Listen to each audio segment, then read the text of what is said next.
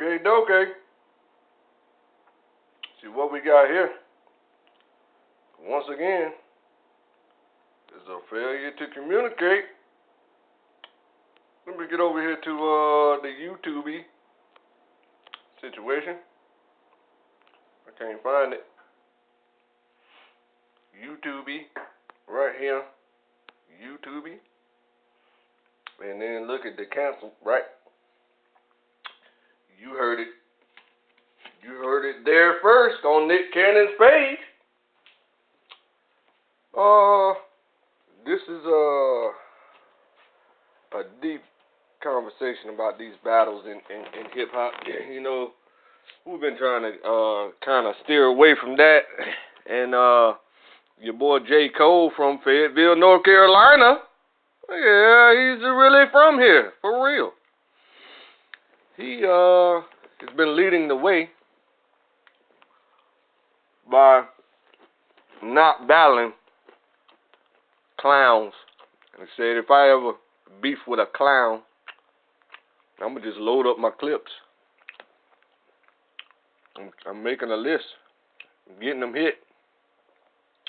So you know how that go. I'm one of them guys he been warning you about. Mr. Word, that's my name. You better ask around, nigga. But listen to this here.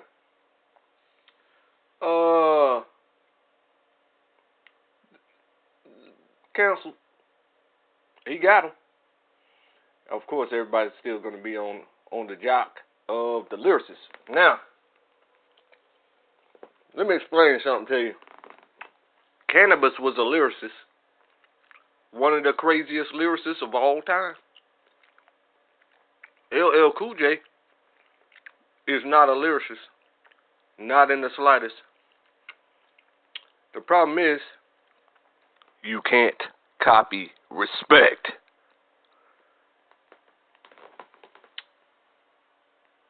Nick Cannon is arguably the most respected motherfucker on the face of the planet.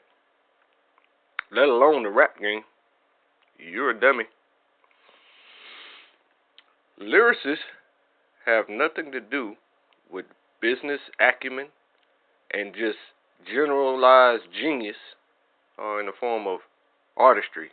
You know, movies, comedian and situations and whatnot. Making things happen, making money move around, flowing directly into his bank account. Things of that nature.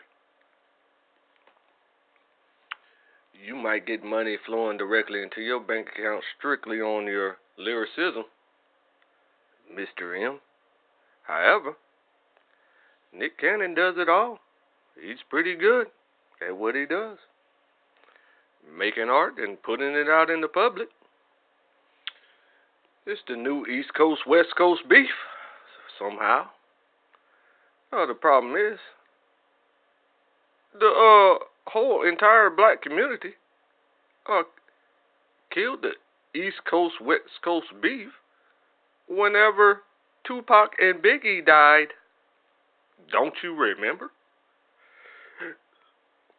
Now, this is the only critique I got for you, Mr. Cannon.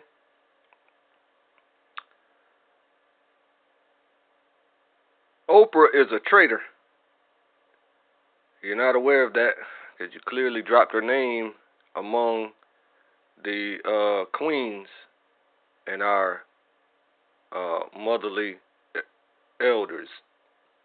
You understand? So wealth does not equate to being for your people. I can teach you how she's a traitor. There's a current issue where there's a beef between Oprah and the other billionaire, the gay guy. What's his name? The yoga gay guy. The fat farm guy. You know who I'm talking about. That guy. Current beef going on right now. 50 Cent. Was it 50 Cent? That called her out and said that she only bangs on black pedophiles and protects white pedophiles.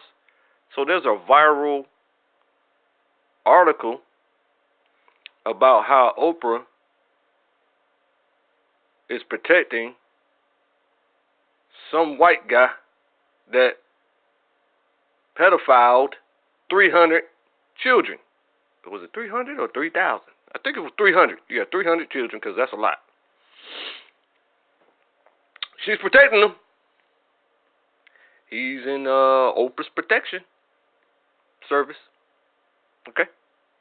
As the queen, she's one of the queens of she's one of the queens of America. You understand? So a queen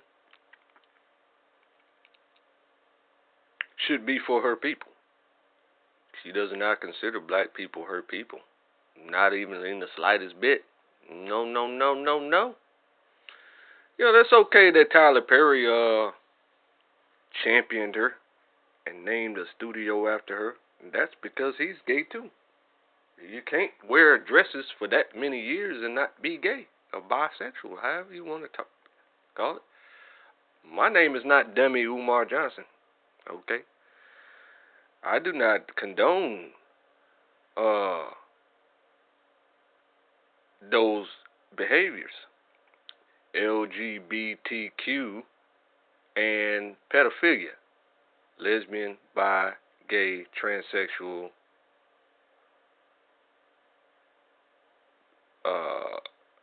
queer, and pedophiliacs.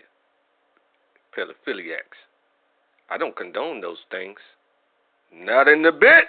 Not in the slightest bit. So therefore, being the only righteous spokesman for the American descendants of slavery that was popularized by the United Nations in 2010, stop the madness tone. It doesn't matter to me that you're the cousin to a whole billionaire, Dr. Dre. It doesn't matter. And I'm glad you never respond to my critiques. Because there's two squads in the American descendants of slavery. You are not the only one. And I don't even know why you trademarked that hashtag. That's like trademarking Black Lives Matter as if they're the only people who comprehend that Black Lives Matter. I laugh. I laugh hard. So now, sorry about that tangent there, Mr. Nick.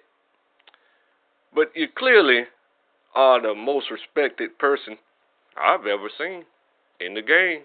So I don't know how Fat Joe thought that it was a good idea to make sure that you're not on the Family Ties album and yet put a whole exposed racist on the Family Ties album. He comes out a few months ago, Fat Joe, and says that Puerto Ricans are black. That is 100% fact. Unless you consider mulattoes not black, then we can argue, we can debate. See, in the Israelite community, we go by the seed of the father. This is why Farrakhan is semi-shunned in the Israelite community because his father is white. So we consider a lot of white people to be Esau, Edomites, and not descendants of Jacob. You understand the difference? It's hard to understand. I understand that. But it's true. So we can go back through the disses, the battles, through all time, and I know this is going to be a good conversation for new people that don't understand these things about the battles and the history of hip-hop. But we can even take it to Nas and Jay. Nas is considered to be a lyricist. Jay is considered to be a lyricist. So now you got two lyricists going against each other. It appears to me, being the owner of Tidal, being the owner of Rockefeller Records, being the owner of this and that, and becoming the owner of these things, wherein Nas was doing commercials for, what's that boy name? Hennessy, right? Being a partial, maybe a partner or something. He had to be a partner in order to do a commercial. Nobody that rich, powerful, and famous and respected in the streets could ever do a Hennessy commercial without being a partner or something. This ain't back in the day with St. Ides. You know what I'm saying? This is modern day time where hip hoppers realize that you gotta have some form of ownership in order to get into a venture with something. At that time, and when was that battle? A long time ago. I had concluded that Jay-Z won the battle. That was my conclusion because I was a Jay-Z fanatical or fanatical radical. Nothing better. Until that boy came out on Jay-Z label. Your favorite rapper's favorite rapper. Now that boy good. It was every song on his album. I could not fast forward any one of them. Hypnotize was my number one favorite. Gotta hand it to you, brother. Glad you distanced yourself from Slick Puller, the dick sucker. Now, I want to explain again. Nick Cannon is highly respected. It's clear from his affiliations. I mean, he's affiliated. You ain't heard the new hit record, I'm Affiliated, yet? By Suave the Boss? You got a serious issue. Don't worry about it. You'll be hearing about it all summer, next summer. I'm here to tell you, the man is respected. He does community activism as the best that he knows how. You see, so he's trying to learn that whole lane. And he's with it, and he's vocal about it on his shows. You understand, bringing African American consciousness to the scene. I wish he would speak more about the Israelite paradigm, but perhaps he doesn't have the motivation to sit under a teacher. I'll be happy to teach you for the scot-free, free of charge. As a matter of fact, I will pay you to teach you. So now, Mr. M, you need to go back to the drawing board, get your lyrics together, just like Cannabis did. Get your lyrics together. Because Cannabis showed us that lyricism is completely, utterly useless. Alright? When it comes to the overall, overtime impact of a respected person in the game. You better stop that. Fall back immediately. Cease and desist. I implore you. Fat Joe, I told you 2 weeks ago to remix that song ASAP with Rocky in this song. And maybe he's not your family. That's fine. Do it anyway. Okay? Because a remix don't have to be on the Family Ties album. You understand? So you got the Family Ties album. It's already complete. And Dre, I told you 2 weeks ago, you need to sing on my song, Making Smoothies, on SoundCloud. it has 2 views. With your voice, it will have 5 million views. Thanks again.